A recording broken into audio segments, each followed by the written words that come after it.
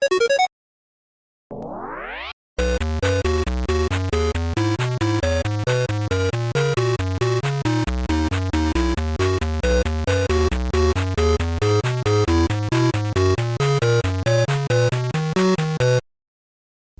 up, everybody? In this video, we are going to read a string as serial data. In the previous video, we created a Node-RED flow that exported a string with multiple values. We will read this string into the Arduino. Also, we will need to have a circuit that will work with the data we are importing. Start off by logging into Tinkercad using your course username. Select Circuits in the menu under your designs. You will see our LED serial input circuit that we made in an earlier video. Hover over the circuit and click on the gear in the top right-hand corner. Select Duplicate. The circuit we copied has an LED that was controlled by a digital output. Our Node-RED flow controls both a digital and analog LED. For our circuit, we want to add a second LED that is controlled by an analog output from Node-RED. Click the name of our circuit in the top left corner and change the name to LEDs-serial inputs. Select an LED from the components and add it to the breadboard. Change the color of the LED to blue. Click on a resistor, rotate it using the R key, and place it on the breadboard. Change the resistance to 220 ohms. Add a black wire that connects the cathode of the LED to ground. Last, add an orange wire from the resistor to pin 3 on the Arduino. Remember, the second LED we are adding will be an analog output, and we need to connect it to a pin with a tilde. Next, we will add code. Click on the Code tab and ensure the text dropdown is selected. Fill out the information in the header of our code. Update the program name and description. The program name is LEDs-serial inputs, and the description is a sketch where we will control 2 LEDs using serial input. Declare the variables. Below the existing code, type int LED pin analog equals 3 semicolon to define the pin for the second LED. Next, type int LED value analog equals 255 semicolon. In the setup function, tell the Arduino that the second LED will be an output.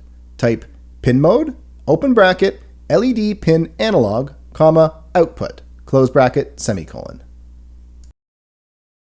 In the loop function, type analog write, open bracket, LED pin analog, comma, LED value analog, close bracket, semicolon. This will turn the LED on or off depending on the value of the LED value analog variable. Start the simulation. You should see the blue LED turn on. If we type 1 or 0 into the box, the red LED will turn on and off. What happens if you type 255 into the box? Each character is separated. That's because we are reading a single character for the serial read. You also see this happens if you type a list of 1s and 0s into the serial monitor. We need to update how we read serial data so it can read a string of characters that will match the output from Node-RED. If you look at the Node-RED sketch, you will see the output that we will read into the Arduino. It is a string and follows the same pattern as JSON data. We will read this string when reading the data into the Arduino, and to test that our sketch works. Since we are reading a string instead of a single character, we need to update the input variable. Go to your variable declarations and change the char input to string input. Next, let's remove the logic we previously had inside the getData function. Delete the if statements that control the digital LED output. We need some method to let the Arduino know when it has received the full message. In the previous video, we added a \n, which added a new line character to each output in Node-RED. We can look for a new line when programming the Arduino to read the serial data. In the getData function, change the serial.read to serial.readString until, open bracket, single quote, \n, single quote, close bracket, semicolon.